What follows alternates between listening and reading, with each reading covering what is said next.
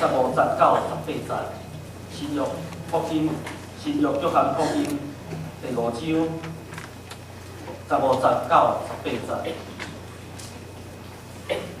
我用台语汉翻两读。15节，迄人就去甲犹太人讲，医好伊的就是耶稣，所以犹太人肯定耶稣，因为伊伫安息日做遮个代志。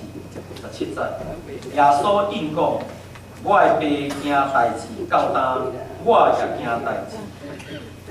18节，所以犹太人一法要杀伊，因为伊毋若犯着安息日，佮讲上帝做伊的爸，将本身算做甲上帝平。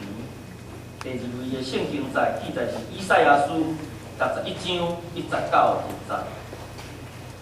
以赛亚书61章1节到2节。